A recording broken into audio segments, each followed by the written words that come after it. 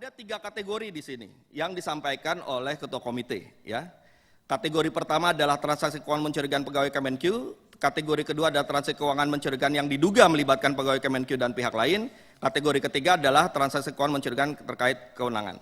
Oke, kita bisa lihat sama-sama 2 persandingan ini. Di kategori pertama, transaksi keuangan mencurigakan pegawai Kemenkyu, ya, ada total, kalau kita sandingkan ini, ternyata masih selisih nilainya sebesar 431.674 juta. 431 miliar ini besar. Ya.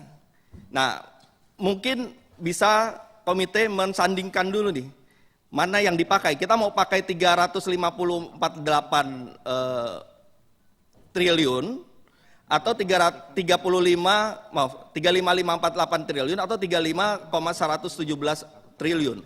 Karena bedanya adalah 431.674 sekian miliar. Karena ini penting, nilai satu surat dia bisa berbeda nanti nilainya. Kepada siapanya juga berbeda. Itu satu. Yang kedua, di kategori kedua pun juga berbeda. Yang data yang pertama itu 53, data kedua 47. Ya, ada perbedaan 6,8 T, besar. Ya, tepatnya 6.813 miliar sekian. Kategori ketiga juga berbeda. Ya. Kategori ketiga yang di kiri di komite itu 260, di kanan 267. Memang totalnya sama, meskipun beda beda 1 rupiah. Ya. Oke, itu baru nilai ini. Nilai mana yang dipakai kalau kita mau tindak lanjut? Apakah nilai yang di kiri atau nilai yang di kanan ketika kita mau menindaklanjuti ini dalam proses pengawalan terhadap persoalan ini? Itu harus kita tentukan dan kita putuskan dulu pada rapat pada hari ini. Karena tetap ini 2 versi kalau menurut saya. Yang berikutnya, karena ini ditujukan juga isunya yang berkembang di awal itu terkait dengan ASN Kementerian Keuangan, di sini juga ada jumlah yang berbeda, ya. Dalam tabel di kiri itu jumlahnya 491. Di dalam tabel kanan 489. Memang bedanya hanya 2, ya. Tapi kan jadi pertanyaan, 2 ini kemana, siapa, apa yang menjadi penyebab dari perbedaan ini? Artinya, kesimpulannya ini banyak juga hal-hal yang ada perbedaan juga yang bisa kita elaborasi, ya. Tetapi yang jadi masalah adalah meskipun ada beda kecil tadi cuma 2 orang, tapi kalau nilai cukup besar, ini harus kita sepakati dulu. Pakai data PPATK yang diserahkan kepada komite kemudian dipublikasikan, atau pakai data PPATK yang kemudian diserahkan kepada Kementerian Keuangan, yang kemudian diverifikasi oleh Kementerian Keuangan dengan hasil seperti ini, apakah itu yang dipakai atau kita tetap kembali yang pertama? Itu menurut saya rapat ini mudah-mudahan bisa memastikan, saya mohon ketegasan dari kita semua ya untuk memastikan mana, karena ini berhubungan dengan tindak lanjut. Yang berikutnya, tadi yang soal LHA itu ya, itu di bagian bawah itu juga sudah ada penjelasannya, menurut saya juga harus kita koreksi nantinya ke depan ya. 200 surat itu LHA-nya itu 34, sementara 166 informasi transaksi keuangan. Di atas itu, di yang kiri, tulisannya semua LHA tuh. Kelompok dalam LHA, jumlah LHA. Padahal bukan begitu. Ternyata LHA-nya 34, sisanya informasi transaksi keuangan. Jadi mungkin bisa dikoreksi ya supaya kita mendapatkan data yang mudah untuk kita cermati sebagai tindak lanjut. Yang berikutnya, mungkin sudah cukup ini ya. Terkait dengan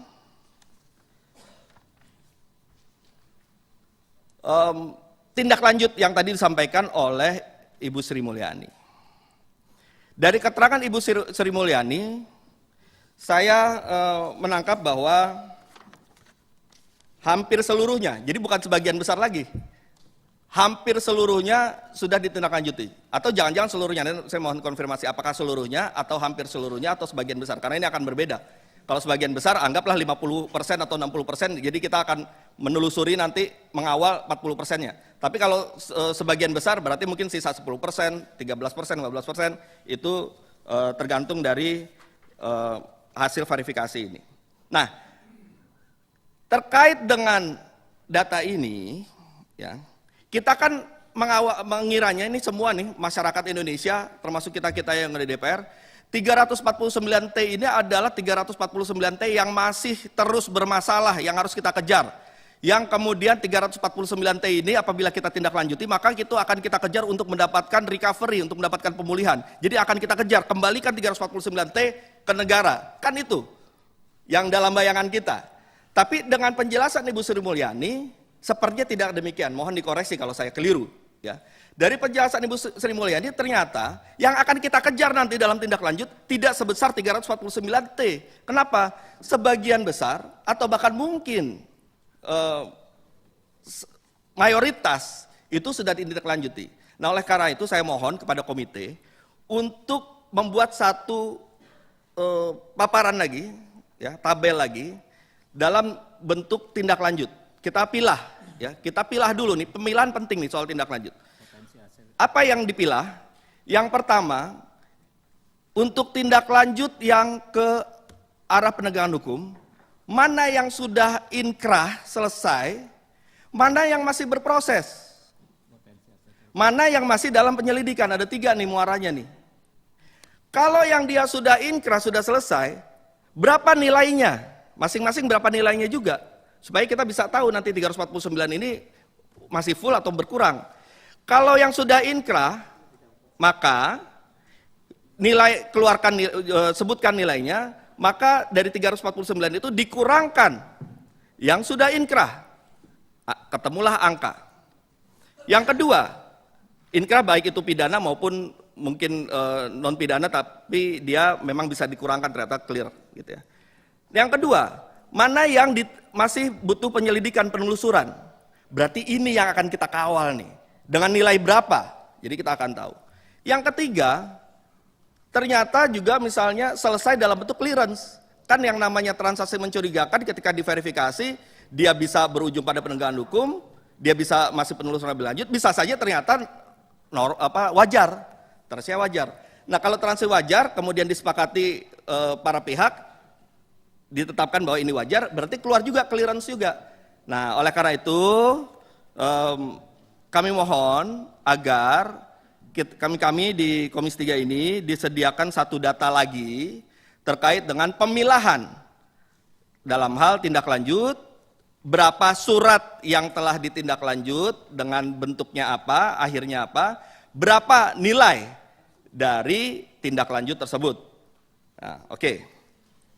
Yang berikutnya, dalam keterangan pers kemarin, komite juga sudah menjelaskan terkait dengan 189 triliun. Nanti rekan kami yang akan lebih memperdalam. Tapi catatan saya adalah, ya,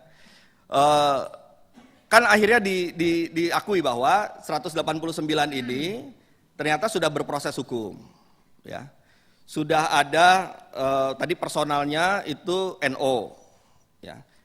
Kemudian perusahaannya, korporasinya kena pidana korporasi dengan denda 500 juta, tapi hasil kesepakatan dari komite tetap akan ditindaklanjuti, ya, dengan membangun case building untuk melakukan ini. Nah, jadi kalau memang keputusan begitu, tentu akan kita kawal bersama-sama.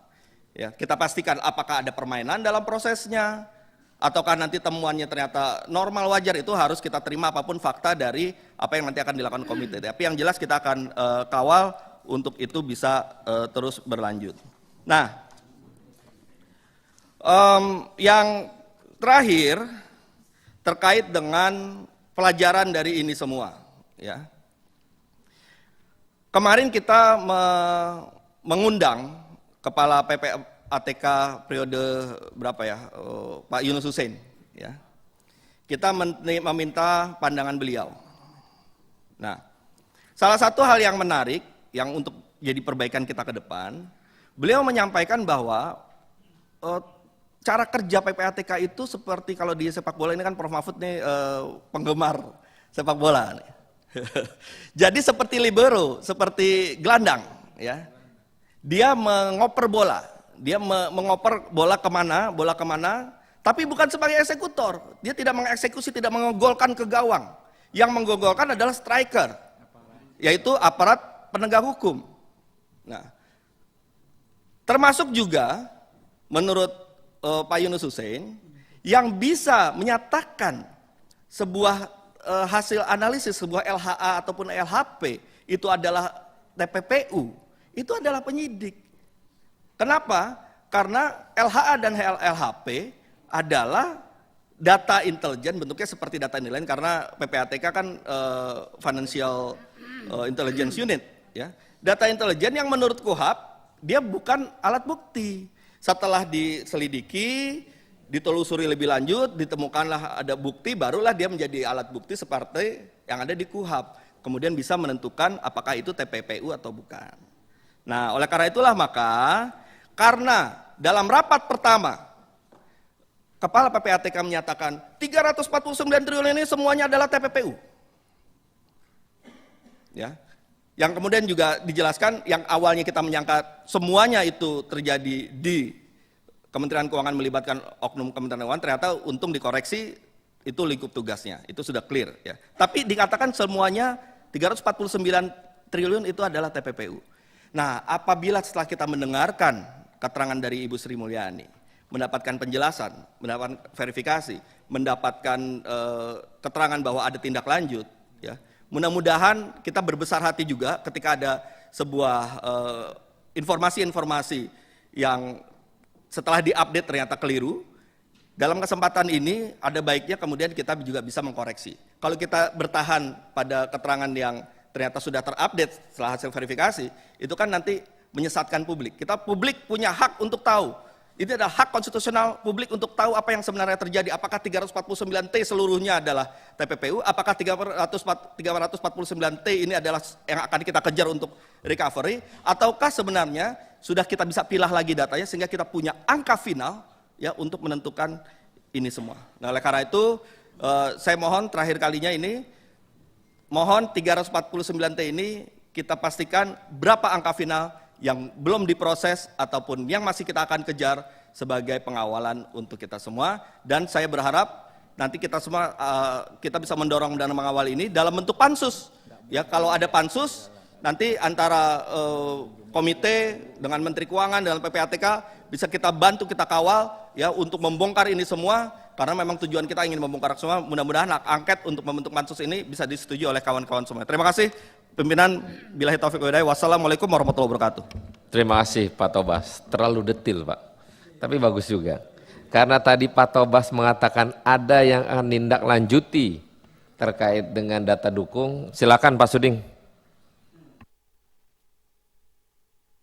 Baik, makasih pimpinan Bapak Ibu anggota Komisi 3, Pak Menko, Ibu Sri Mulyani, dan Kepala PPATK dan jajaran yang saya hormati. Saya sambung dengan Pak Tobas tadi ya.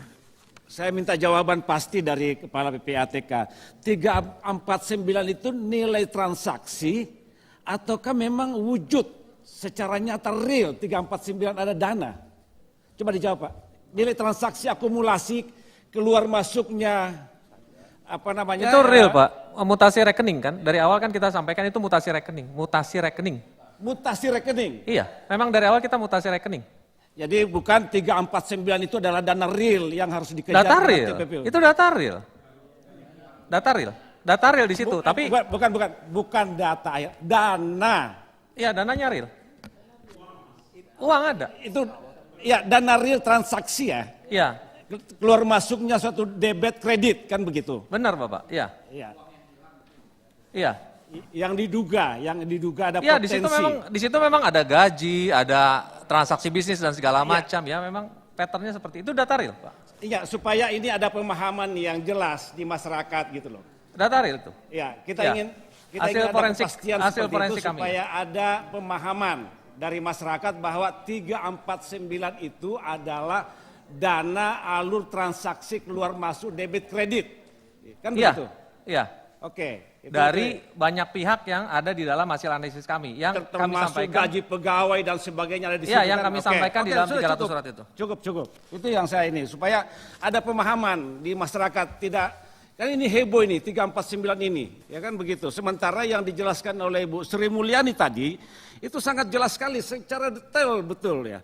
Surat-surat yang yang disampaikan oleh PPATK, ya, ada 300 surat, 200 surat ke Kementerian Keuangan, 100 surat ke aparat penegak hukum, dan hampir semua ditindaklanjuti oleh Kementerian Keuangan. Kan begitu. Sehingga menurut saya dengan 349 yang disampaikan ke publik ini seakan-akan bahwa ini ada dana penyelewengan, kan begitu, yang harus dikejar. Kan. Nah ini yang harus diberikan pemahaman seperti itu Pak, ya, supaya masyarakat tidak disesatkan dengan informasi-informasi yang tidak berdasar juga, kan begitu. Nah, saya sambung dengan Pak Tobas tadi ya. Ada 200 surat yang masuk ke Kementerian Keuangan dan ada 100 surat yang masuk ke APH, sehingga jumlah totalnya 300, sehingga ada angka 349. Di Kementerian Keuangan 275 sekian triliun dan di aparat penegak hukum ada 74 triliun. Khusus aparat penegak hukum ini, ya, khusus Pak Jampitsus, ini sudah sejauh mana dengan Pak Jampidum dan Pak Kabareskrim sudah sampai sejauh mana penanganan dari 100 surat yang dilaporkan oleh PPATK kepada aparat penegak hukum. Kalau dari penjelasan Ibu Sri Mulyani kita sudah paham benar secara detail dan hampir itu sudah ditindaklanjuti.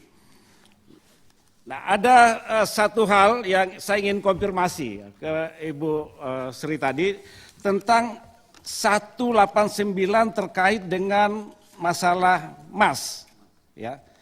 Ini tadi dijelaskan juga bahwa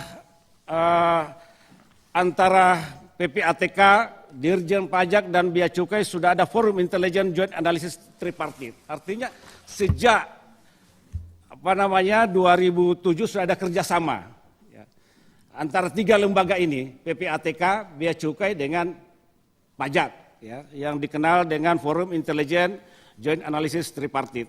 Dan saya kira apa yang disampaikan oleh Pak Ibu Sri Mulyani tadi, ya, dengan data yang disampaikan sejak tahun 2009, saya kira ini juga pihak PPATK terlibat dalam proses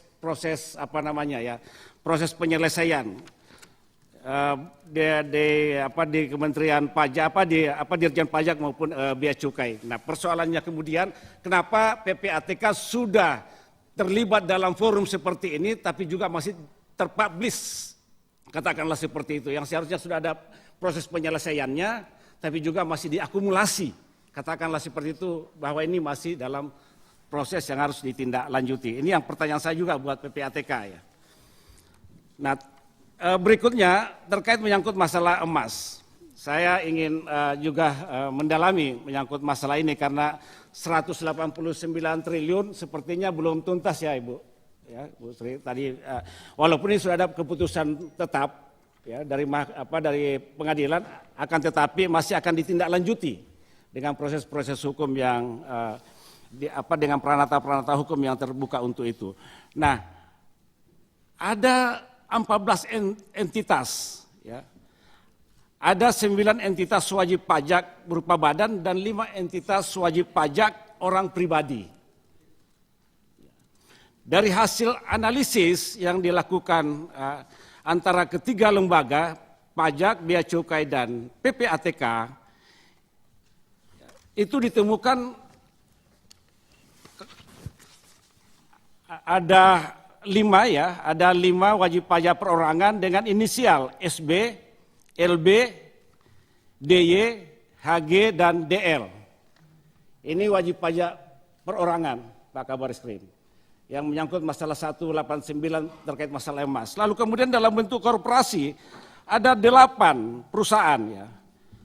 PT BSI, PT IKS, PT IKA, PT LM, PT TU, PT SHS, GASA, dan SJU.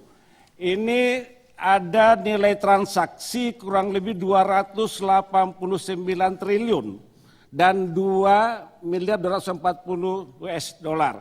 Ini merupakan nilai akumulasi transaksi masuk dan keluar baik di dalam negeri maupun di luar negeri. Ini nilai akumulasi transaksinya. Nah, ada pertanyaan kita ya, bahwa dari perusahaan-perusahaan ini tadi disebutkan oleh Ibu Menteri tadi bahwa 2 perorangan dinyatakan lepas dari tuntutan hukum onslah dan 2 perusahaan terbukti denda, katakanlah seperti itu. Tapi ternyata masih ada beberapa wajib pajak perorangan dan juga masih ada beberapa wajib pajak dalam bentuk korporasi yang belum dimintai pertanggungjawaban hukum. Nah, kalau kemarin yang masuk dalam proses pengadilan adalah bentuk kepabeanan, saya kira memang besar potensi untuk lepas dari segala tuntutan hukum itu sangat besar.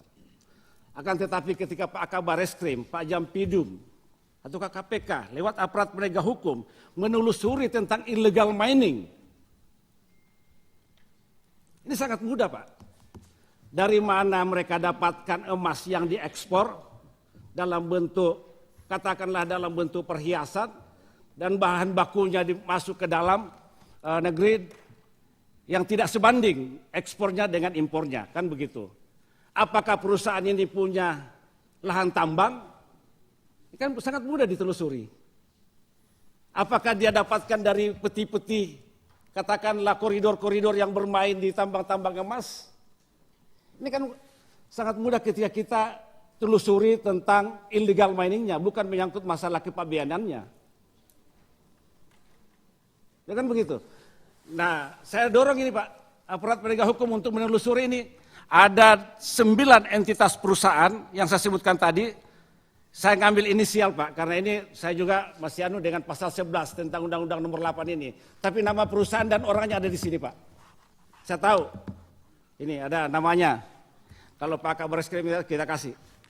Supaya dipanggil ini 9 perusahaan dan 5 orang wajib pajak. Oh Satgas, Pak Menko ya. Oh iya. Tapi saya kira tidak tepat Pak Satgas. Masa persoalan dalam rumah akan diselesaikan oleh orang yang dalam rumah itu sendiri. Saya kira lebih tepat kalau diselesaikan lewat hak angket dan dengan membentuk pansus Pak di DPR. Bagaimana Pak Kabar Eskrim? KPK. Itu Pak, setuju Pak Menko Polhukam? Setuju Pak ya? Bentuk angket. Pak Menko setuju. Kita bentuk angket dengan pansus supaya ini kita bisa lakukan proses penyelidikan terkait menyangkut masalah 349 dan 189 triliun. Ini yang kedua ya, saya dorong itu Pak, lewat aparat penegak hukum, ada 9 entitas perusahaan dan 5 wajib pajak perorangan untuk menelusuri menyangkut masalah illegal mining. Ya. Berikutnya ya, di akhir saya juga melihat memang sumber datanya sama. Tapi kalau lihat dari breakdown-nya memang sangat berbeda. Satu melihat dari perspektif politik boleh jadi, satu melihat perspektif keuangan boleh jadi, kan begitu. Sehingga memang beda. Ya kan begitu. Kalau melihat angka